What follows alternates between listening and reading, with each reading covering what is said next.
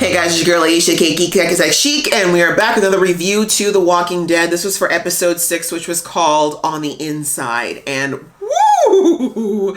This episode gave me so many vibes around, if you ever saw the movie The People Under the Stairs, I recommend it if you like creepy stuff. It's a thriller, and one of the premises is that there's this house that exists that the main protagonist comes into, and to make a long story short without spoiling too much, they live in a house that's very similar to what we just saw in this episode, where in some of these old houses, particularly in the South, there was literally whole hallways in between the walls. And I'm not sure why they were built that way. Like, I don't know the structural reason for it, but back in some of those older houses, there was like significant space between two rooms. And so the point is, sometimes people would create little walkways in between these rooms. You could literally just kind of navigate kind of in between, like almost like a little like a little maze inside of the walls of your house. And so, yeah, it's kind of a creepy idea when you think about it. But yes, you could literally create this whole kind of inner network within a larger house, and that a lot of people, unless they knew the way your house was built, would have no idea that it existed. So this, I felt that inspiration in this particular episode with this idea. And I started to think that when I saw the scratched out eyes in the pictures, I was like, ooh, we're going for a horror feel here. And I have a feeling that there could be people, maybe there is something behind the walls, something we're not seeing. And yeah, that's exactly where we went with this episode. So I kind of just jumped right into the discussion here. Like, really, we had two main things that were being talked about in this episode. One, of course, was finally seeing Connie after all this time, and Virgil. And then, of course, Daryl dealing with his new situation of being part of this, well, pseudo part of this, what I don't know what you call them, this psychotic, egotistical, narcissistic, religious zealot, ex-military psycho group. I don't know. Like, I don't know. There's just too many things I could possibly associate, and none of them positive with this group. But digressing, those were our two arcs. I will go with, well, since we're going to talk about it, let's just keep talking about the Connie arc. It's so nice to see her again, first and foremost, considering that she has been gone for a long time. And I know that was because the actor who played, or actress who played Connie, was working on some other projects and they didn't quite mesh with her filming with The Walking Dead. But I love that the show didn't just write her off the show. They really could have, like they did with Heath's character. That actor also got another opportunity. They just decided to write him off the show and never, have him be heard from again. So I'm glad that they were able to keep Connie's character around. I personally would have liked it if there was a chance for her and Daryl to kind of pick up on their relationship, because I do think that there would have been some real potential between the two of them and such an interesting dynamic for Daryl. But I think we can safely say that that's something that's just never going to happen. And I'm just happy that Connie is okay and that she's reunited with her sister after all this time. I'm not sure where this is going to go towards the rest of the season, but at least that arc is closed as far as Kelly finally having her sister back and Connie no longer kind of being lost without her community, and most importantly, without her sister. We didn't get a lot of information about what happened in that span of time. Her and Virgil have clearly been together for a minute, but not that long. Like, I'm not sure to say a minute, maybe it's only a few days, because Virgil said she hadn't slept. My point with all of that is that there has been an elapsed amount of time from when Connie was rescued from the cave to when her and Virgil ended up at this place in the house. And there's some interesting details that are being put in there. One of the big ones being that once Kelly found her notebook and saw that she was writing, I think we're being followed, and this is clearly something she was writing to Virgil.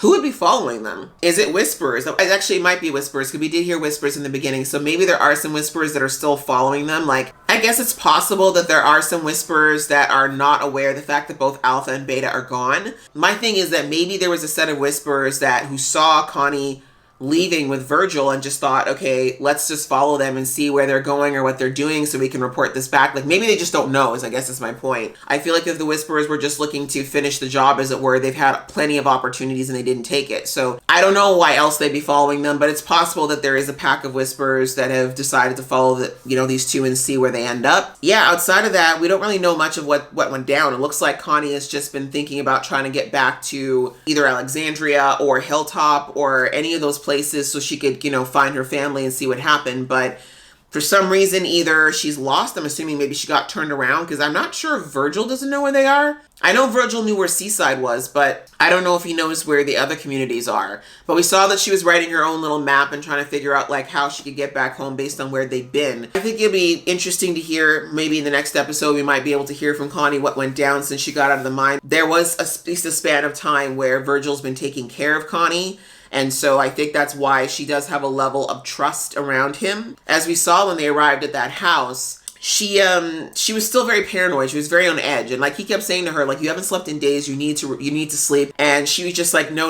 Like she just wasn't even hearing that. And I think that was twofold. One, we saw that she's clearly suffering from PTSD from the mine, which is completely understandable. Being trapped underground with walkers, not knowing if you're ever going to make it out, never knowing if like where the danger is coming from, that would be terrifying. Like that would literally be like the worst nightmare for most of us. So she's still very much dealing with that trauma. And then meeting this person who, yes, he said that he knew Michonne, and that's probably one of the only reasons why she didn't run off the second she had the strength to do so. But she still doesn't know Virgil. She has no idea who he is or what his agenda is and why Michonne didn't talk about him or bring him back.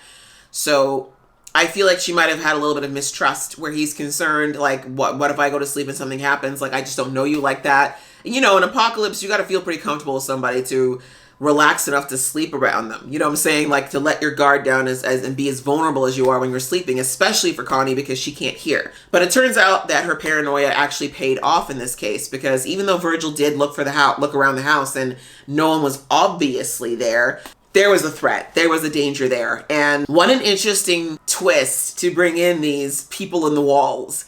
These savages, these people who have retreated back into a feral state. It's very realistic. I mean, we've been hearing since this season began, like first with Maggie's story about coming across those horrible people who were hoarding the food and the fact that they were trying to lure people back to the house and do horrible things. Like, if there's anything we've seen in this apocalypse as seasons go by, is that people are changing, and not all of them are changing for the better. Not all of them have the arc like Carol did of, you know, being someone who is more of a shell of herself and abused and introverted and quiet and reserved to becoming this badass warrior who no longer takes any shit from anybody. Unfortunately, some people went the other way. Other people devolved. Other people got worse. Other people didn't know any other way to survive this short of maybe going to a very basic, feral, just, you know, slight version of themselves. And what's interesting, it's like, they weren't speaking. Like whoever these people were on the wall, I think it was very interesting that they made sure that they never spoke. They just made very feral, yelling animal sounds. They didn't attempt to try to talk to or communicate with these guys. It was literally just attacking. They just got in and tried to attack them. You saw with the first person who came in, he was just kind of, first of all, just kind of physically beating Virgil, and then he tried to choke him to death. But then once Virgil stabbed him, then we saw like the rest of them came out, because it looked like it was maybe one or two of them that were kind of stalking them initially. And then all of them came out after one of them got stabbed. And that's when they actually came with weapons and then started to try to attack Virgil. So it's almost like being around these two people was kind of forcing them to go back more into their man type thinking and get more sophisticated with the way that they were trying to target and hurt them. But the fact that they were stalking them as well says that it wasn't just completely feral. Like these folks were still, they were hunting. They were also taking some level of pleasure in kind of rounding them up and getting them scared before they attacked. Because really, if they wanted it to be quick and dirty, they could have been quick and dirty with it. But they really kind of made it very much like, we're going to stalk you and then pounce on you and then, you know, kill you. And then they didn't have to do that. Like they literally just could have like put them outside the house or just ganged up on them and chased them outside the house, so to speak. But they wanted to kill them. So very interesting set of creepy, like I said, they reminded me with the long hair over their faces, you know, like The Ring. And the fact that they didn't really show us any of their faces was very interesting as well. A very interesting stylistic choice. I feel like that was a way to dehumanize them almost, is to, by not just saying, you know, nothing but that hair and just the filthy bodies and the way that they were moving. That was very unlike a human. And also just the conversation that went on between Virgil and, well, what conversation that could happen between Virgil and Connie. And I love that the show, whenever Connie is kind of somewhat the focal point, that they bring out some really interesting things around somebody who's deaf in a situation like this. And one of the biggest ones being communication, right? We take it for granted if you're a hearing person who can speak, we often take it for granted that we're able to communicate with each other and how valuable that is. Connie, like her pen and her pencil and paper were very helpful, but she didn't have that, which we saw that she didn't get a chance to grab it before they ran from their camp, obviously. She was at a loss, right? Like, I think she can read lips to an extent, but she was at a loss. Like, that frustration she felt when she was trying to let Virgil know that she saw something in the wall and there was no way for her to say that. And then she tried to write it down, but she was so frazzled, she broke the pencil. And she ended up just taking this knife and like, okay, what words can I get across quickly to let him know the situation? It just is such an interesting conundrum, and something that someone in that situation would face constantly if you don't have someone like Connie or Daryl or Magda and stuff, the people who actually know how to communicate with you. I love that they bring that out and make that very real, but also, I also love that they bring out what her world is like. Like, this is the second time an episode with Connie put it in her point of view. I think they did it with Kelly as well, of what it would be like, or what it could potentially be like not to have any sound in your world.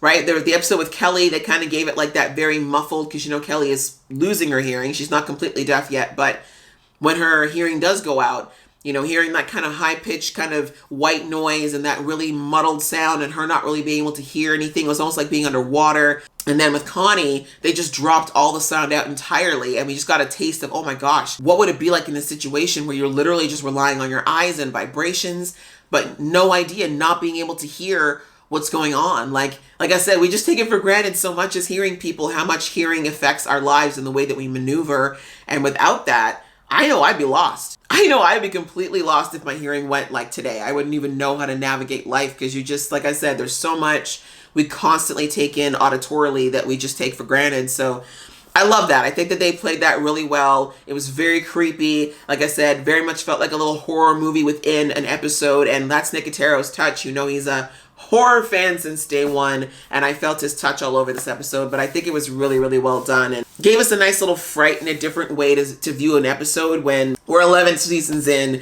and we've seen pretty much all the worst, I think, that you can see with walkers. So to see now the different human threats that are out there is always a refreshing change. And in the end, I really love that we saw, with that conversation between her and Virgil, Virgil's like, look, don't worry about me. Like, you still have people who care about you. You have to make sure that no matter what happens, you go. And I think that conversation, at first I was like, wait, did he get hurt? Did we not see that? But I realized that he almost got choked to death.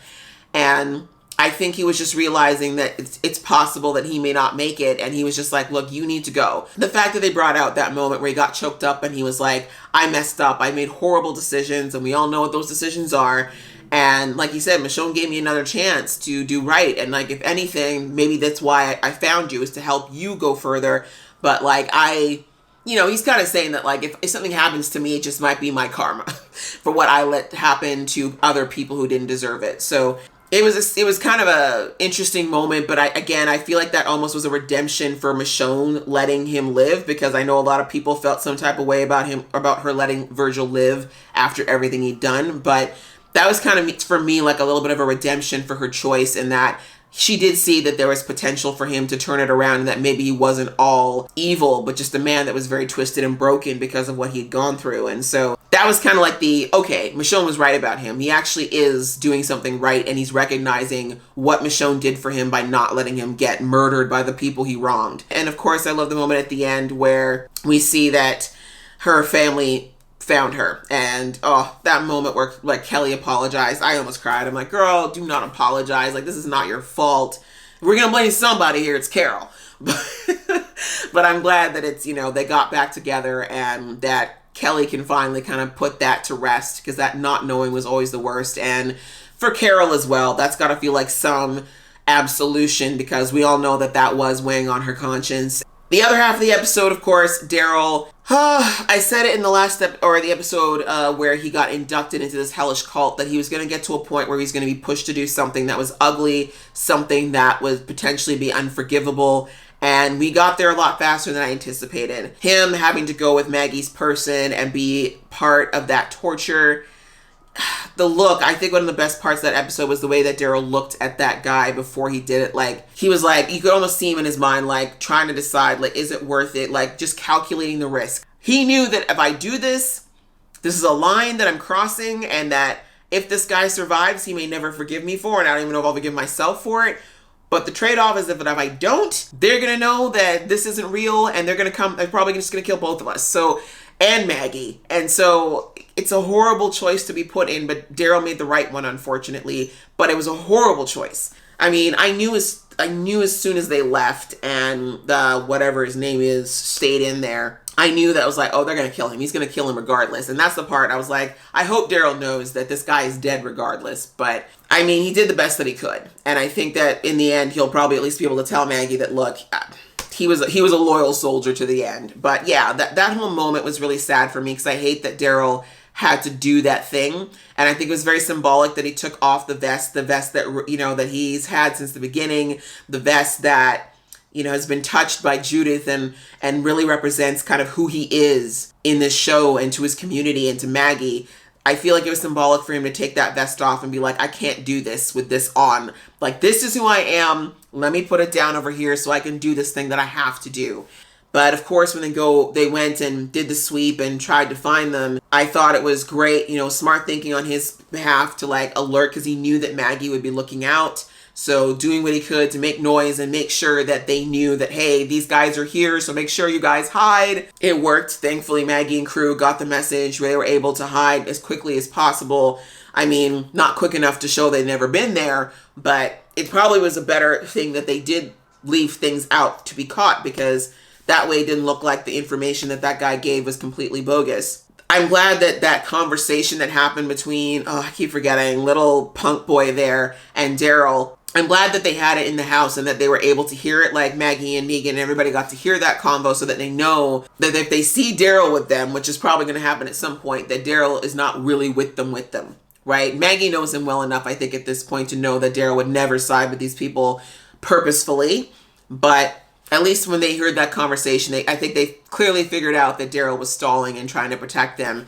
So that's at least one thing that Daryl doesn't have to worry about going forward. I think one of the best parts of that whole situation is it's showing that Daryl is very much using his connection with Leah as a way to emotionally manipulate her. And I'm kind of proud of him, as horrible as that sounds, because look, I don't know Leah like that, and I know I came for her in the episode, but honestly, truthfully, she can go. But truthfully, I was worried that maybe if Daryl really did feel more unresolved feelings towards Leah, that there could be emotional manipulation on her side towards Daryl. But it looks like it's the other way around. I think Leah, Daryl very well may be the love of her life, quite frankly. And I think she's starting to realize just how much she still does feel for him since he's been back. Daryl moved on. I think Daryl really did, at least emotionally, close that door, even though he never knew what happened to her. And he probably always, I think he still has feelings for her, but I think he emotionally shut that door with her a long time ago. And even more so, probably now that he's realizing the choices that she's making with the people that she's chosen to align with. I think he's just like, oh, girl, I am very proud of Daryl, and I do think that he is using this connection that he realizes he has with Leah, this weakness, this chink in the armor, if you will, and really kind of playing on that. I love that moment where he said, when the guy was he said chirping, and he looked at Leah and he's like, you know what? He's not lying. I don't give a shit about any of these guys. I care about you. Your leader, he scares the crap out of me. I don't want to be the guy with the face in the fire. But you know what? You told me to trust him, so I'm believing you, Leah. He's totally just I'm like, yes, Daryl, piling on. Yes, let her remember what that was like. Let her remember what all them love making in front of the fire nights was about, okay? I was very proud of him. And I said, as soon as she did, you saw how soft her face got. She's like, yes, you here for me. That's right. I'm like, that's right, Daryl. You knew what you got to do. And after that, when boy shut, she's like, shut it. We leaving. Forget about it. We trust in Daryl. Let's go home. So I'm like, yes, Daryl, do what you got to do. That connection might be the very thing that might end up breaking up this crazy cult. And again, hopefully, inevitably helping to protect everyone down the line. But I was very proud of him for that. That is growth on Daryl's part. Daryl of season 4 would not have thought this far ahead. He probably would have just tried to kill everybody. So he's grown. I really appreciated that. But as we saw at the end of the episode, that man, Dobson, is that his name? Whatever. He clearly tortured this man some more before killing him. And who knows what he got out of him before he died. He definitely gave Daryl an interesting look before it was all said and done. And Daryl has a look in his face like, I don't know. What could he have told him? I mean, really, this guy from the sounds of thing, I don't think he has all of Daryl's tea. But he might have been able to know that Daryl and Maggie knew each other and that they've known each other for a long time. And that's something that Daryl clearly lied about. So I don't know if that's something that he knows or if he's just, I don't know. We don't know. Like they purposefully left it very vague and made it look like he could know or maybe he won't, but we'll have to see. Yeah, this was a great episode, guys. I enjoyed it a lot. What did you think about it? Please let me know in the comments below. I hope you guys enjoyed watching along with me. If you did, please give this video a thumbs up, and we will see you in the next video.